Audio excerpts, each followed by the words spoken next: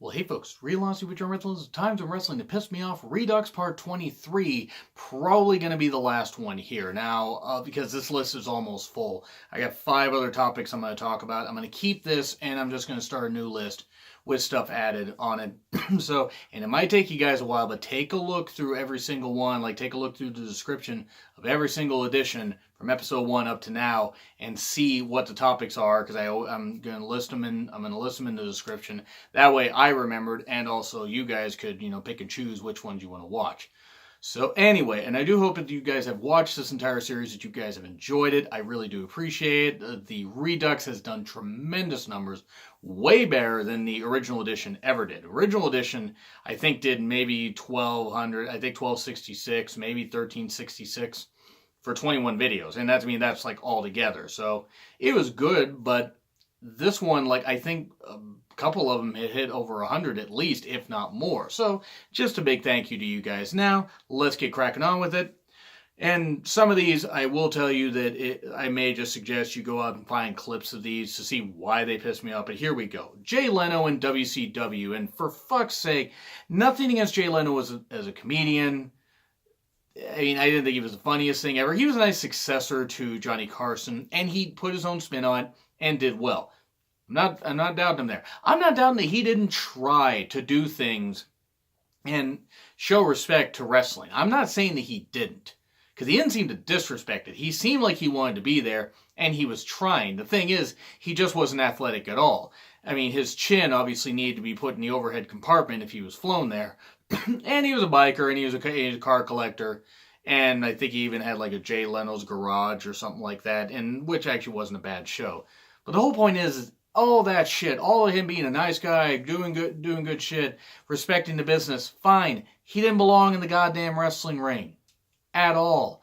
There's a reason why only a select few should be in a wrestling ring, and why only a few select celebrities should be. And even then, that's kind of pushing it. Those celebrities involved in wrestling has been going back since the 50s.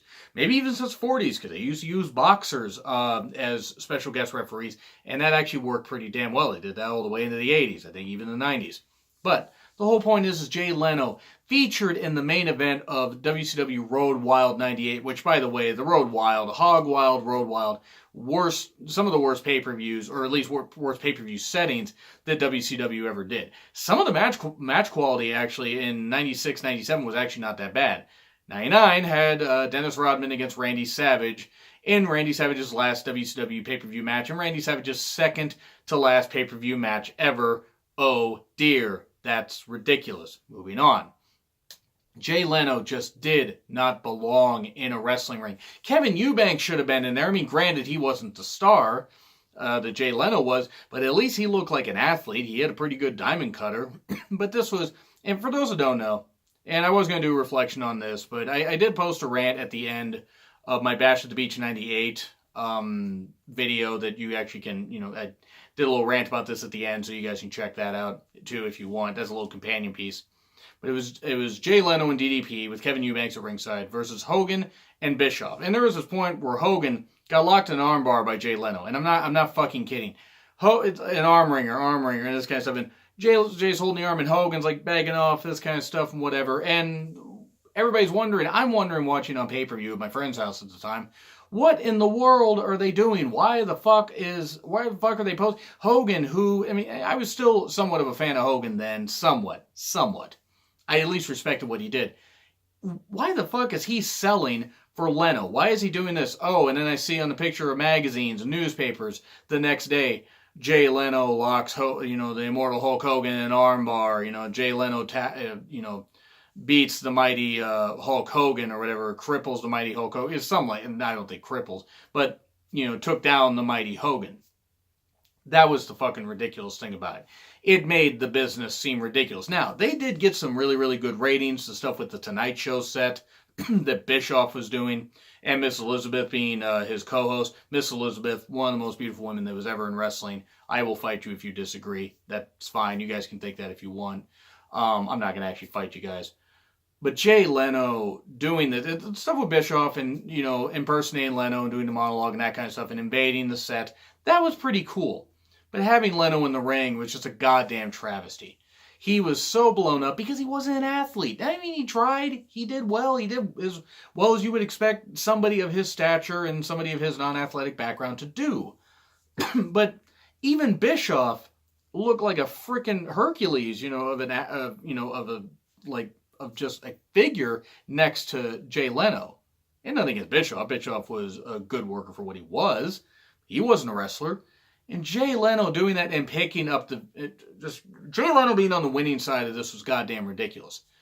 It was just an absolute car wreck. One of the worst things that WCW ever did. And yeah, sure, they got some mainstream publicity, but at what cost?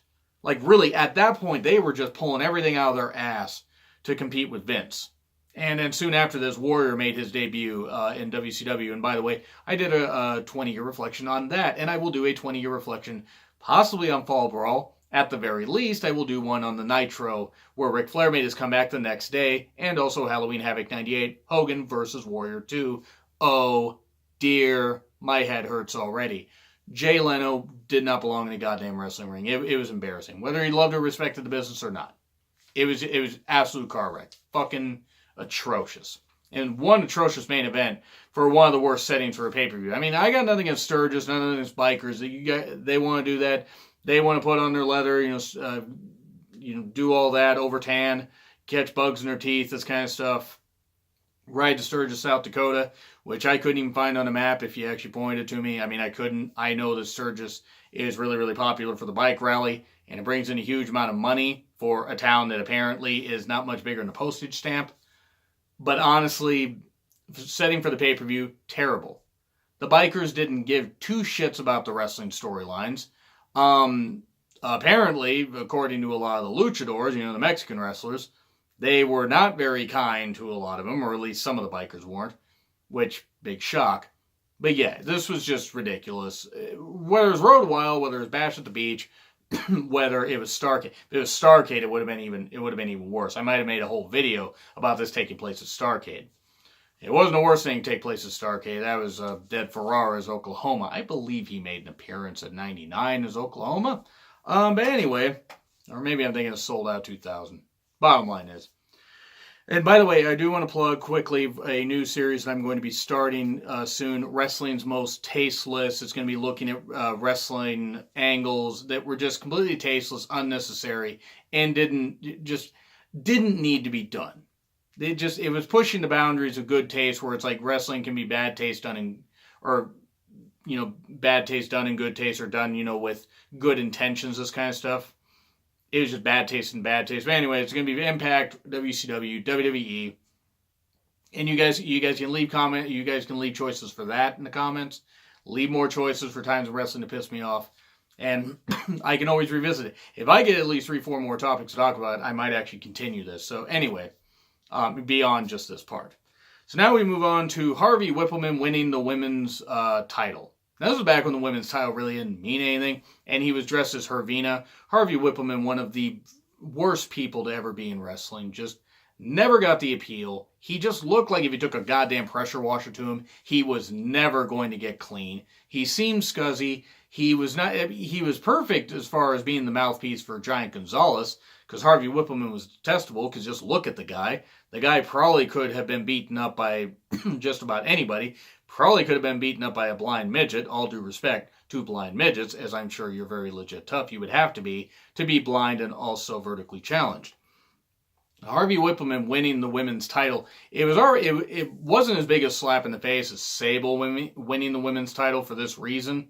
Because Harvey Wippleman, for all his faults, and I mean, I don't know who pitched this idea. I don't know. I think it happened in 2000. But I don't know who pitched this idea. A man should never win a women's title, nor should he pull down the Money in the Bank contract for a woman to win. Yeah, I mean, and even though I popped for that finish with Ellsworth doing that for Carmella, it wasn't very good. And really undermined the whole thing with the women. But Harvey Wippleman doing that, it was a slap in the face to the women's title, but at the same time, the women's title meant absolutely nothing. So at that point, it was basically just a fucking prop.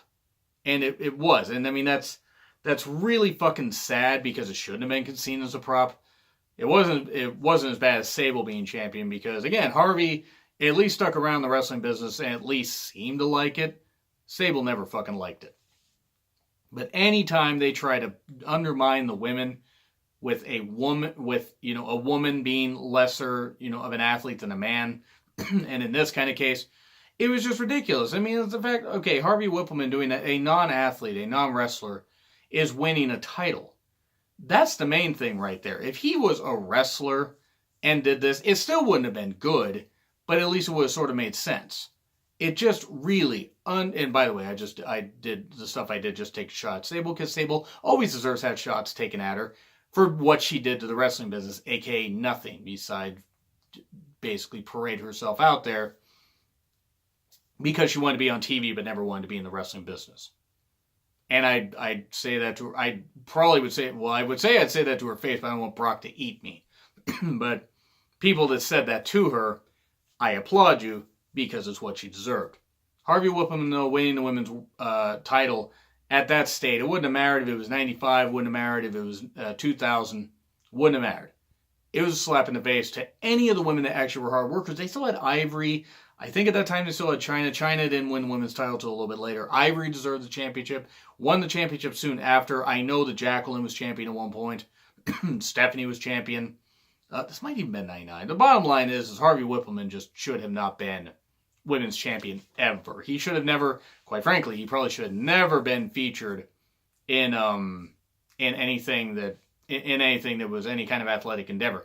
He should have been able to be there to be the heat magnet for his guys, because that's pretty much all he was good at, is being an uncontrollable prick. Or unconsolable, or something like that. Incorrigible, there we go. And now we move on to Brooke Hogan being in charge of the TNA Knockouts. Look, I'm not saying that Brooke Hogan is a bad person. I don't know if she's a bad person. Her brother's a terrible person and should still be in jail for what he fucking did in that car accident. If you don't know what I'm talking about, Google Nick Hogan and car accident and you'll see what I mean. And Hogan for being the piece of shit that he is and trying to, help Nick instead of maybe having him learn a lesson by, not fucking, crippling, and basically turning his friend, an alleged friend, into a paraplegic. Absolutely ridiculous. But anyway, Brooke Hogan. This is during Hulk Hogan's run in TNA, which was abysmal. I'm sorry. I will fight anyone with words who thinks that Hogan's run in TNA was a good idea. It wasn't. It was a waste of money because they didn't need him. They ended up spending more money on him and others, and for almost the same ratings. I mean, any pops and ratings that they got didn't really work. But Brooke Hogan was brought in, and look, Brooke is not a good singer. She's not. I think she had like one song that I sort of remember not being that bad, but it's like Paris Hilton's song. Guy I don't remember. It's the one where she's on a beach. The black and white video. Starry Eyes? No, I don't remember. Might be thinking of something else. But anyway, Brooke Hogan in charge of the Knockouts. What line of thinking was there here besides get Brooke on TV, because she was in, I believe, Two-Headed Shark Attack and Sand Sharks and that kind of stuff, and that whole thing wasn't working. What idea was there? She didn't have the charisma. She had one of the most memorable things she did as head of the Knockouts division was trip and fall off the stage, or trip and fall off a part of the stage. Fortunately, she was okay and she didn't get injured because it looked pretty bad. And that was gift worthy. Seriously, Google, or just type it on Twitter, find it on Google. You'll know what I'm talking about. It's absolutely fucking ridiculous. She didn't have the charisma. The women, even then, even though the Knockouts division had gone through a lot of roster changes due to the fact TNA at the time wasn't paying their Knockouts very much money. Good job there for some of the women that, for some of the talent that you had, drawing some of the best ratings you had, and you couldn't pay them shit. Good job, Dixie. It's a good thing that Dixie's basically out of ownership of the company. I think maybe except a 5% share left with current administration. Current administration, by the way, I do want to say, this is not me railing against TNA. I mean, older stuff. Impact Wrestling now. They're doing more better shit than they're doing bad shit. Which is all really a company should be doing. More of the good shit, less of the bad shit. But anyway, Brooke in charge of the Knockouts. What the fuck reason was this? Seriously, what the fuck goddamn reason was this? Did Brooke Hogan actually deserve any of that TV time? No, she didn't. Was she a bad person? I don't know. Hogan thought that she dated bad people because Hulk decided to be a racist cunt. Didn't he? I don't care if it was in a bad portion of his life. Yeah, we all say bad shit. But I'm sorry, there's no reason to call people that word. And I'm not even going to say that word. I'm not even going to allude to it because you know what I'm talking about. There's no reason to call people that. No reason. But Brooke, the most memorable thing she did was almost fall off the goddamn stage. It was terrible. They spent too much money on her. They spent too much money on a lot of legends, quite frankly. It was embarrassing. It was goddamn embarrassing watching Brooke, who had no talent to act, no talent really whatsoever, no TV presence. And I'm sure she tried. I don't know if anybody in the Knockouts division didn't like her. I don't know if she was disliked backstage. I hope not, since she seems likable. But this is absolutely fucking ridiculous. Why in the fucking Christ would she be considered somebody that they should invest in? Besides the fact she's Hogan's daughter. Tell me, if she did not have the Hogan last name, you think they would have given her a second look? Much like Lacey Von Erich. You think they would have given Lacey Von Erich a look? Besides maybe her looks? Because really, she was statuesque and tall. and had a look like her dad. Not muscular, but tall and everything. You think they would have given her a look if she didn't have the last name of Von Erich? No. It's like, there are just some people that aren't cut out for the wrestling business. Brooke Hogan was one of them. I mean, fucking Christ, Hogan shouldn't have even been, on goddamn TV in 2010. The guy couldn't take bumps, and the guy only wanted to put himself over, the whole thing with Abyss and all that stuff and everything. So actually, you know what? This video ran longer than I thought. I'm going to leave the next two topics for another video. There will be a part 24, so feel free to leave some topics that you want me to talk about. One person did mention Dolph Ziggler's horrible booking. Yes, I will get to that. I will get to that in the next video. So that's a little bit of a tease for you. But anyway, agree, disagree with what I said. Like, share, comment, subscribe. Twitter link in the description. Spend real honesty with John Ritlin, and I will see you soon.